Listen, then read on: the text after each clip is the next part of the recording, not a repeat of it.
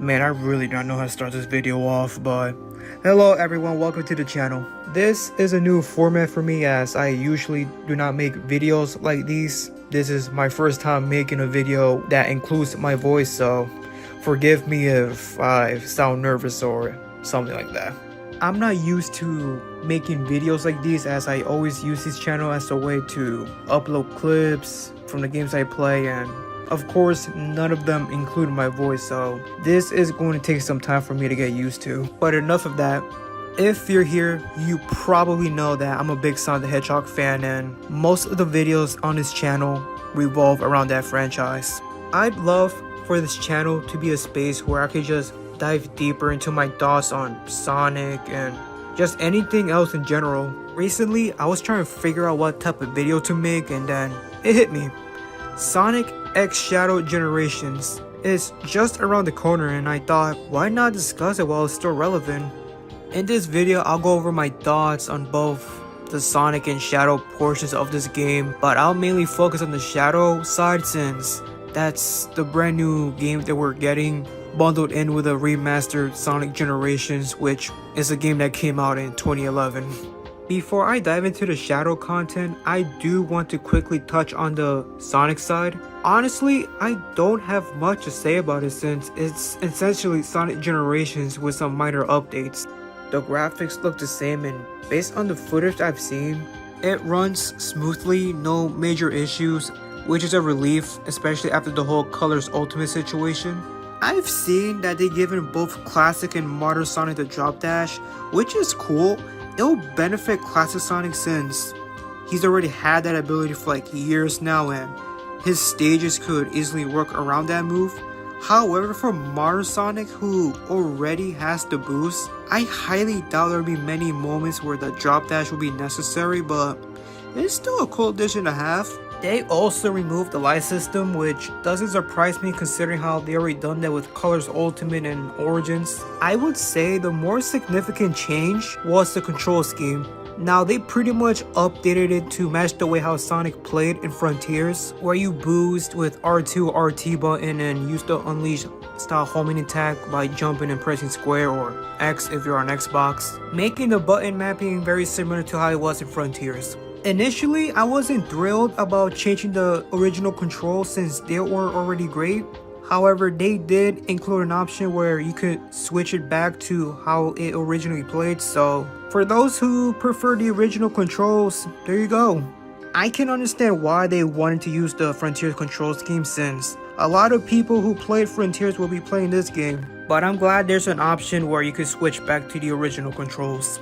They're also adding child missions to the game, which is cool, but honestly, I'm not really that big on the Chow. I don't hate them, but it's not really something I get super excited over. The biggest highlight for me though was the Sonic Adventure skin. I was thrilled when they finally added the SA1 model to a Sonic game. They also gave classic Sonic his Sega Saturn skin, which is really cool. I do hope we see more skins like these in future Sonic games. Just imagine being able to unlock skins in-game using rings as currency. That'll definitely encourage players to play the game more. Overall, I really don't have any major complaints about the Sonic Generations remaster. The game practically looks the same, and the update seems to enhance the experience without taking away what made the original game so special.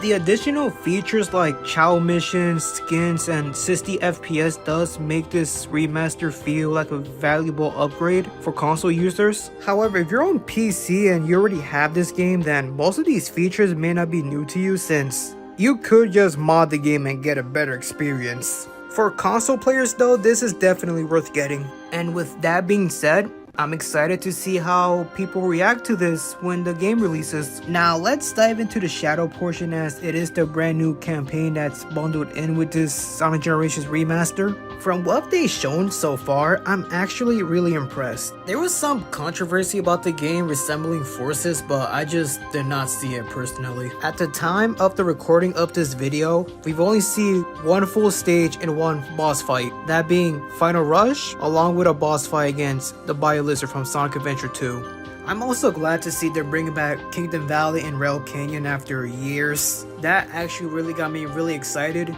especially Kingdom Valley. as it makes perfect sense to include it since Shadow does meet Mephiles there, so hopefully Mephiles does make an appearance in this game, which I believe he will. I don't know, maybe. I'm also thinking we might see Neo Metal Sonic, since Rail Canyon is in this game and that's where Shadow encounters the Shadow Androids for the first time, which happens to be Neo Metal Sonic behind it. Though I'm not entirely sure if he will appear, it would be pretty cool if he did. As for the number of stages we'll see in the Shadow campaign, at the time of the recording of this video, we've only seen 3, and that's Final Rush, Kingdom Valley, and Rail Canyon. If I had to predict the others, I'd say Prison Island, White Jungle, Westopolis, and hopefully maybe Flying Fortress or possibly even White Acropolis since we don't have a snow level in Sonic Generations. These are just my predictions and I can't really guarantee that they'll be included in the game, but it'll be pretty cool. I also heard that the Shadow campaign does take place at the same time as Sonic Generations, which could be really confusing since Shadow is a boss fight in that game. My theory is that the Shadow Sonic fights in Generations might be the one from Adventure 2 who still wants revenge on humanity, while the real Shadow is off on his own adventure. However, since Shadow also appears in the ending of Generations and the cutscene before the final boss fight, this could lead to some confusion. I guess we'll just have to wait and see how they handle this because I'm not gonna sit here and try to make sense of Sonic canon. I also did see the Terrio skin, which is based on Shadow's prototype design, which is really cool. I love that they're bringing in prototype designs as skins. They did it with Sonic back in Superstars by giving him the Feels the Rabbit skin, and now they're doing it with Shadow in this game by giving him Terrios. I'm also hoping to see more Shadow skins in the future. It'll be pretty cool to see Shadow get his SA2 model as a skin, especially since they give Sonic his SA1 model and Classic Sonic his Sega Saturn skin, so that'll be pretty cool. I also know they're planning to drop DLC during the holidays, including a new skin and a stage. I'm guessing the skin will be Movie Shadow, especially since the DLC drops around the same time as Sonic Movie 3, which comes out in the holidays. The timing seems way too perfect for it to be anything else, so I'll be shocked if this DLC doesn't have anything to do with the movies at all. Another thing that's worth mentioning is that the game looks polished and complete. I've heard that it's been finished for months now and they're just doing some final tweaks before this October release, which is fantastic. This approach should be the standard for every Sonic game going forward. I've also noticed how confident they seem in the marketing for this game, which makes me really happy to see. Like, I can't remember the last time a Sonic game received this level of marketing, like, ever. Like, I'm pretty sure it's like, what, since Sonic Mania or Generations? I can't remember. They're clearly listening to feedback and fixing the issues before launch, which is really cool, and I hope they do this for every Sonic game going forward. Please. Overall, I believe the Shadow campaign is shaping up to be really good. I don't have any major concerns based on what I've seen so far. When I first saw the trailer back in January, I was a bit worried that Shadow might play how Sonic did in the cyberspace levels in Frontiers, where the movement wasn't great. Thankfully, now that people has had a chance to play the game, that doesn't seem to be the case, so I'm relieved. And that's really all I have to say about Shadow Generations. It looks good and I hope it delivers.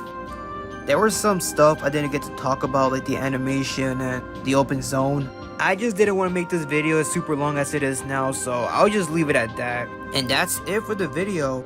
I talked about a lot in this video, and since this is my first time doing something like this, I'll definitely consider making more in the future. There's plenty more stuff I like to talk about when it comes to Sonic and just other stuff in general. So that's all I have for now.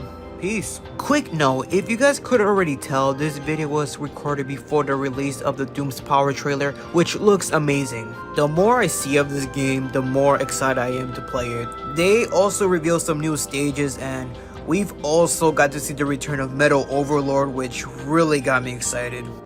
Some of the things I said earlier in the video might seem as outdated now that we have more information about the game, but I'm still glad that I got to share my thoughts about the game regardless. The Doom powers look really fun to use, and overall, I'm just looking forward to this game. Now, I'm actually gonna wrap up this video now because I'm actually really tired, so peace.